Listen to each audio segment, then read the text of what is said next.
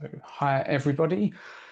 Welcome to today's £100 meeting. Today's Wednesday, the 6th of August, 2025. And today we are absolutely delighted to have Michelle BH with us today. So Michelle was born in Aberystwyth in Wales and now lives in Norfolk with her dog Barbara. And I believe she came into programme around 2020, people might be told. So Michelle, it'd be good to hear your story. Thank you so much.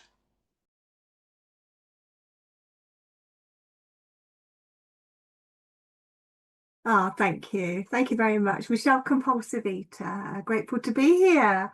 Great to see so many people from so many meetings that I go to. So lovely to see you all here. So I'd like to start with saying, how I qualify. Alan, if you wouldn't mind, could you just pop up the little photograph thing that Rita did for me? Just to give you an idea, you can prove that I really do qualify to be in these rooms. I am without a doubt a 100-pounder. All my life I'd been carrying an extra person around. My frame was only designed for one. And you have to excuse the most miserable face in the changing rooms. That was last week. I was trying to find some new work clothes, and it's not something I enjoy.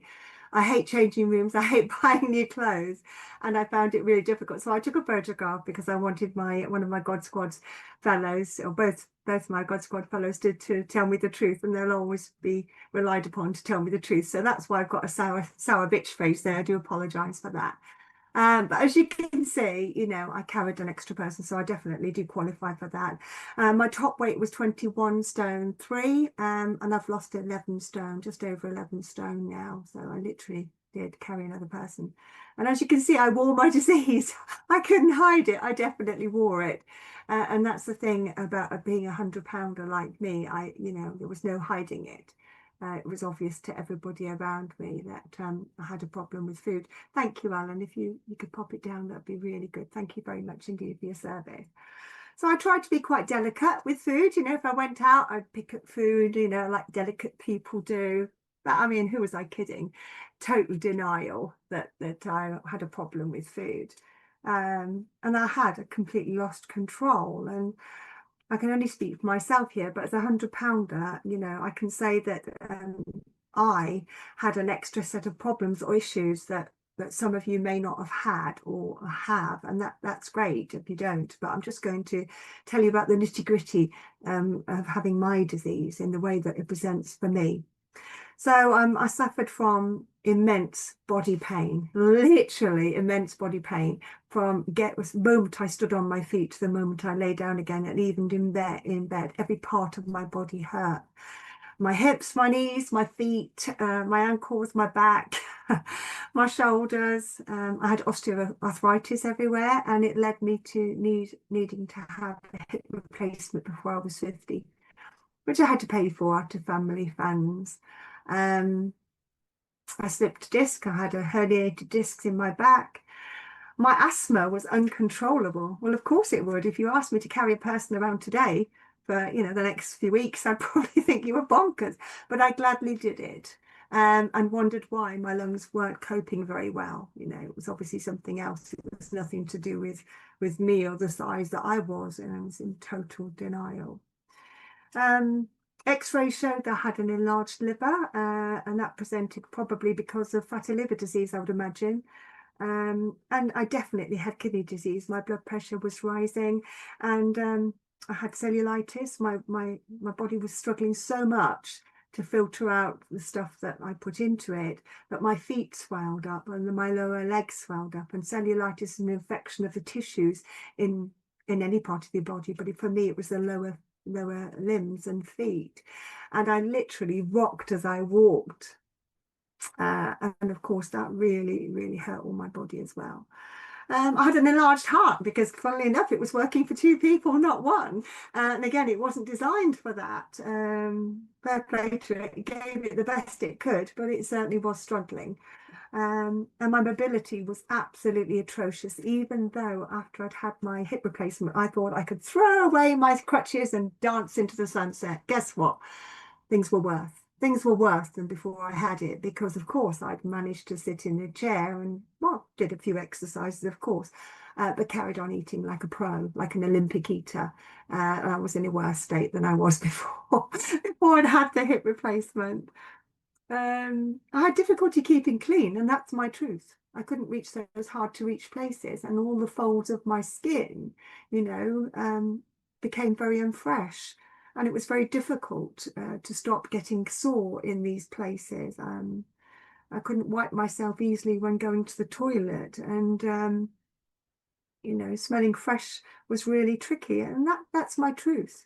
It's not a pretty part of my disease, but it is my truth.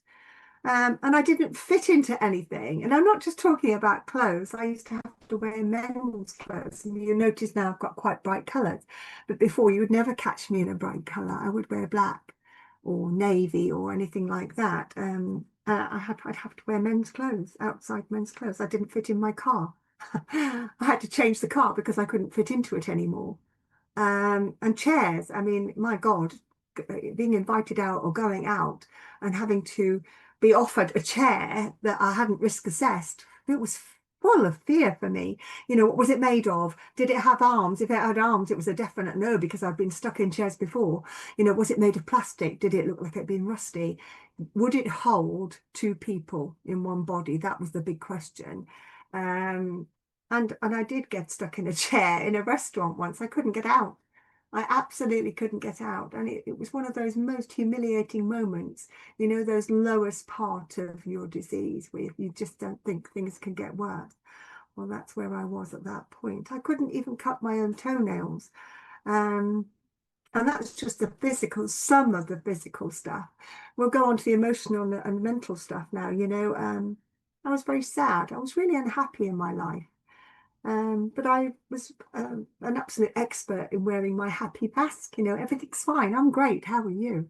Divert it all the time. But I was really unhappy with my weight, my size, and my life at that time. I was quite needy, quite manipulative. I was definitely a people pleaser. And I absolutely filled my diary to the limit. I was involved in animal rescue, fundraising for something else. I ran a business. I had 2 birth children and grandchildren. I had an adopted son with special needs. I helped run a group for special needs parents. I was so busy. And that was great because it meant that I didn't have to stop or think or feel. Because that's one thing that I always tried to avoid, of course, was feeling. Feeling was something in a dangerous territory for someone like me. So actually, this meeting was where I found my sponsor, my first sponsor. It was here. And that's why I always, when I'm asked to come and share, I always do say yes. I have to say, I absolutely hate sharing my story. I absolutely detest it. It's the last thing I want to do on a Wednesday afternoon. But I did promise, my higher power, that if I was one of the really lucky ones to get well when I came into the program, I would.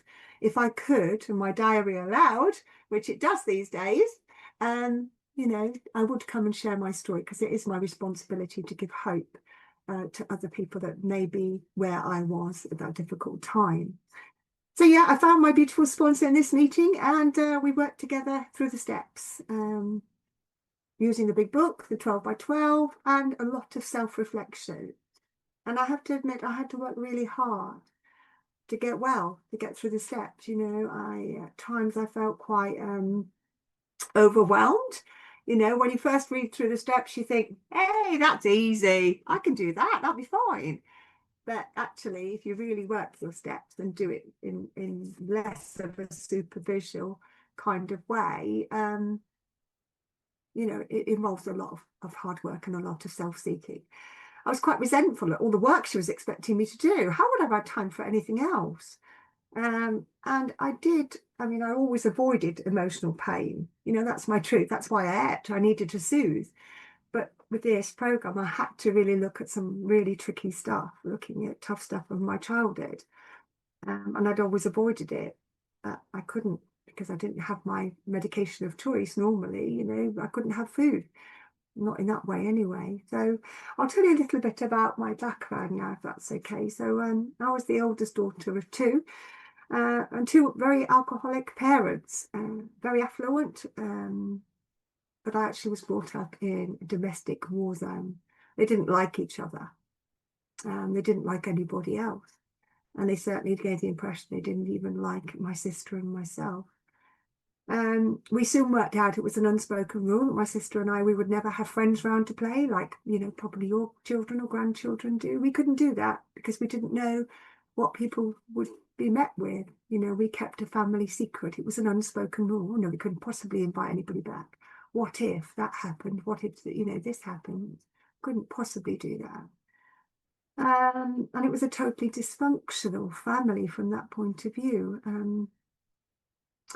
My sister remembers when things got really tough that I'd grab her and we'd go and hide behind a piece of furniture or the sofa. And she was younger than me, and she remembers, and I have no recollection of this, that I covering her ear, or I sang a song, or I told her a story, or anything to protect her from what was going on the other side of the sofa. Again, I have no recollection of that, but she assures me that happened. My dad was a big man, 6'4", really big, and quite a tyrant. My sister always describes him as a tyrant, particularly when he was drinking. And my mum was perfect, a very small, petite woman, everything that I've never been. But she was cold, unfeeling, critical. She watched everything that I ate, everything. So at a very early age, I soon learned that I could sneak into the pantry and help myself and keep it to myself and never let anybody know or see. So I became a pro at that. I wrote down just briefly before I came on, it's on a scrap of paper, you have to excuse me. It says, I wanted to let people know that when I came in, I really was on my knees. I had nowhere else to go because I'd tried everything else and I'd forgotten all the things that I'd tried. So I'll just mention them because it probably will bring a chuckle to you, and I hope they do. So we've all probably tried the high street way and pays. Fluids only. Everybody tried that one? Yeah. Soup diet, calorie counting, we've done all that. At one point, my disease told me that I could only eat something if I burnt it off. So I became an expert on calories and balancing exercise with everything else. Magnet charms. Yeah, tried those too. I even bought shoes that burnt calories if I walked in a bizarre way. Anybody's tried that one? That was a good one. I tried some tablets that, well, how can I say it delicately, disturb my intestinal efficiency, shall we say. And they were very embarrassing, quite windy experiences there. Anybody tried the rubber bodysuit to sweat off your fat? No, well, that was very unpleasant, I can assure you. It took about 20 minutes to get into it. And then if you stood longer than 20 minutes in it, you did well. And the only thing left for doing surgery, because I thought I've got nowhere else to go. I've tried everything else. And actually, not even that would have helped me because the disease isn't here, is it? It's in here and my heart and my memories in every thread of my body. So no amount of surgery, cutting things off, were going to make me well. And I'll be honest with you, when I came in the rooms, I looked around and thought, well, you were all bonkers. I didn't belong here. You lot were absolutely bonkers. Off your head, as mad as a box of frogs. And the truth is, I am too, and that's why I'm here. Something kept me coming back, and I'm so glad. I have no idea really how I got here, and I have no idea how or why I stayed, but I'm ever so glad I did. And I like to believe it's my higher power of my understanding, who I call God. So the things that I had to do to recover then, and the things that I have to do today to stay well. And I've made a bit of a list, so excuse me if you feel I'm reading, because I really am at this one. So I have to send a food plan every day to my sponsor. My existing sponsor is absolutely awesome. She is straight talking, messes around in absolutely no way whatsoever, but it has the most gracious, gentle way of doing it. She cuts me straight to the quick, but she does it with a smile on her face. And that's exactly what I need. Without a doubt. So yes, I need to send a food plan every day, and I need to send photographs of my food. I've been in recovery and recovered now for over 4.5 years. What a blessing and a gift that is. But still have to send photographs of everything I eat. I am unreliable. I am a true gutter addict of food. And my disease will soon tell me. It tried telling me a little while ago, you won't need to do that anymore, Michelle. I've been doing it for years. You don't need to do that anymore. And she was like, are you absolutely sure? Oh, no, of course. Then when I took it to my wonderful God Squad and HP, he also laughed and said, don't be ridiculous. Of course you need to do it.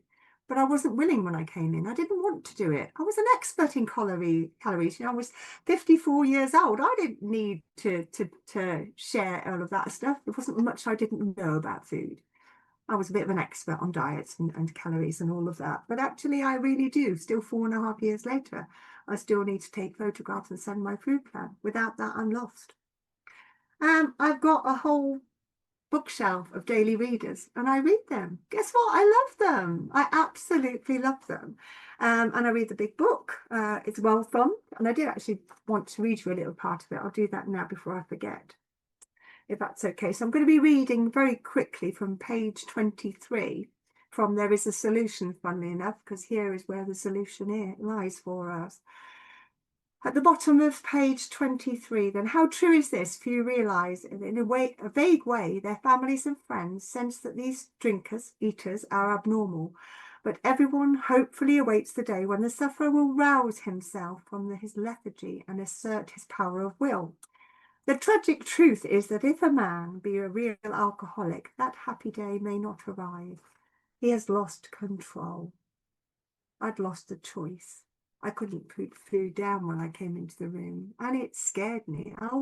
Until that moment, until I couldn't put the food down, I knew I could. And suddenly, one day, I couldn't. I don't know how, and I don't know when that happened. I just knew I couldn't.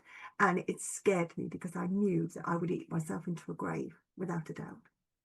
So I've read the big book here. So the Daily Read is the big book I like to read. I journal everything. I have journals. I have journals everywhere. This is my pretty one at the moment. I always make them pretty because it's important. This is where I check in with myself. How am I feeling today? What's going on for me? What do I need to concentrate on today? What did I do not so well yesterday that I could probably try to do better today? I think my plan today, and I always make a plan every day. Abstinence, funnily enough, is always on my plan because I can forget. You know, recovery falls out of my ears every night when I go to bed. So I need to remember, oh, I'm going to be abstinent today. I need to rest and replenish. Today is a day off, and I've been fishing before I came to this meeting. So I've had a day out with my higher power, my little dog Barbara, and rest and replenished what I needed to. And 3, serve others. That's usually on there in some form or more. I do a little bit of service every day, and this is my service for today. So yeah, obviously I pray every day. You know what? When I first started, I had no idea how to pray. I'd always believed in God. You know, as a little girl, I would take myself off to church, and I would be met with people that didn't appear to be at war with each other. And I'd be a bit like an Alsatian, you know, 1 year up, 1 year down, be like this, what the hell's going on here? They're nice to each other. They're talking to me. How could they be talking to me? And I found a lot of love and acceptance in my local church.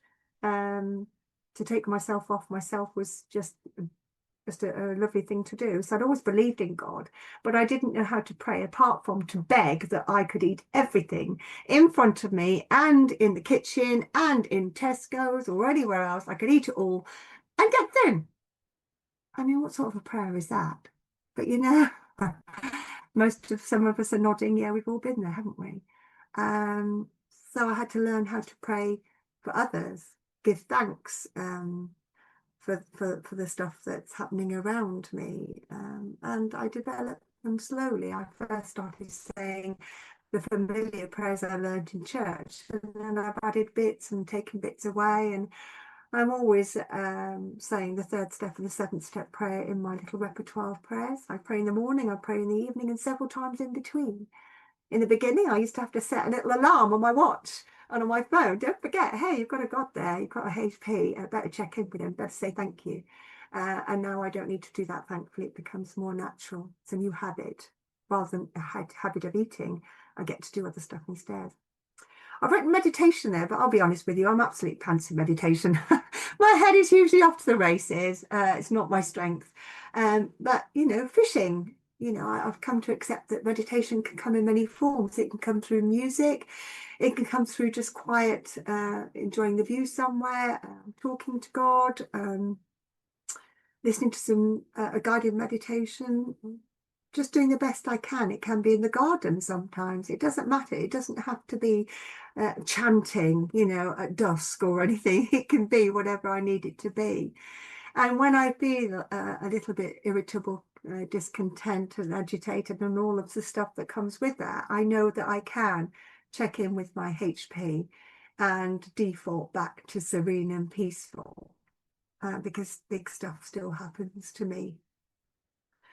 Um, So my God Squad are really important to me. I don't know where I'd be without my God Squad.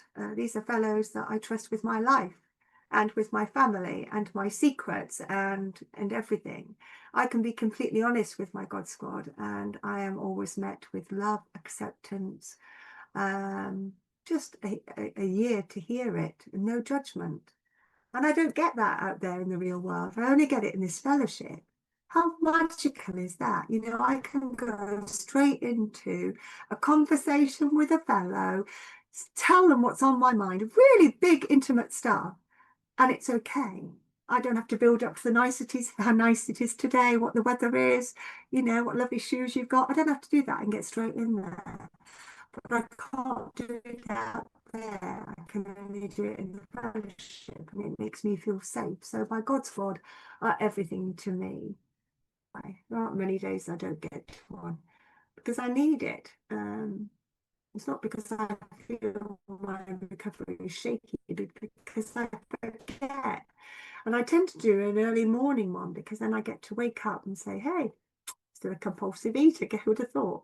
I need to get my recovery hat on, and I need to take my medication today, which is my recovery.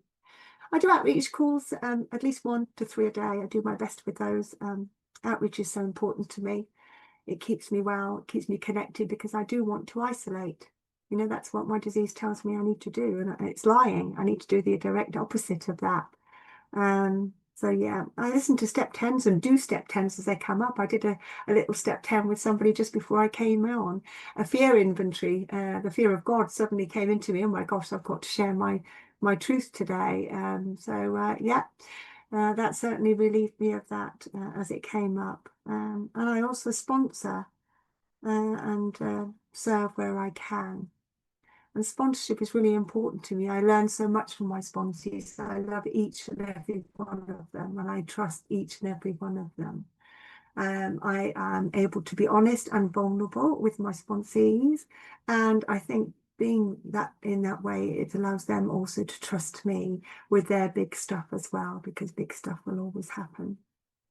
And talking about big stuff, so in recovery, I lost my dad. My dad, being an alcoholic, died of his alcoholism. And I got to look after him and be with him at home until the bitter end, as a gift to him. I was able to do it without resentment or anything, just love and understanding. And something new happened in the last week of his life, that he'd never said that he loved me, and he'd never said or showed any affection at all. And he really appreciated the fact that I was there and found comfort in the honesty of where he was in his life journey. Yeah, my marriage broke down a year ago, and I'm single, and that's big for me. Someone like me, it's really big. So that's also enabled me to survive huge feelings, both of those events, to survive big feelings without needing to eat. At no point during any of those has the food pretended or lied to me, hey, I'm going to help you out. Come on, I always help you out. And it would be a lie. Just give me more of an issue than I started with. Good God, I get enough of them without adding to the bloody things. So I know it's not going to help, and it never will. And I'm really grateful for that. Of recently, I've got a granddaughter. She is now just turned 11, and she's anorexic at 11. She has avoided hospitalization by a hairbreadth so far, but she's recovering slowly, one day at a time, just like her nana. And thank goodness her nana did recognize her disease, because she was really good, just like her nana was good at hiding how unhappy she was. She was also really good at that. I'm grateful that we could talk openly about eating disorders and what it means for us. And I also have a son who frequently wants to die. He has special needs. He's 24. And I think twice in the last 2 weeks, the police and ambulance have been out because he's gone missing and wanted to die. And so big stuff still happens. Don't think just because recovery comes that life is a fluffy pink cloud. Because I can tell you now, it absolutely isn't. I'm just going to keep an eye on the time. Oh, yeah, I'm nearly there. That's That's great. 25 So minutes, it's been Michelle. oh, Kevin, you're a star. Thank you. So yeah, just finally then, in recovery now as a single person, I have to try new things, right? Because mine is this disease of isolation, but I can't do that. So what I have started doing since breaking up with my husband is that I've started fishing, and I'm actually quite good at it, which is a surprise. And I really enjoy it. I think being out in nature, being in a quiet place, and just being there with my HP has really helped me enjoy that. So yeah, that's my new love, and yeah, I'm amazed that I've got the strength and courage, which is a gift, can I say, to try these new things. I've done 2 concerts on my own. I mean, that might not sound anything to most of you, and I'm sorry if it feels like it's a huge thing for me, but it feels like it from someone that wouldn't dare even go down the street on their own. I've done 2 concerts recently. And I eat out alone quite often. You know, I don't no longer feel awkward going to a restaurant, even if it's covered with people with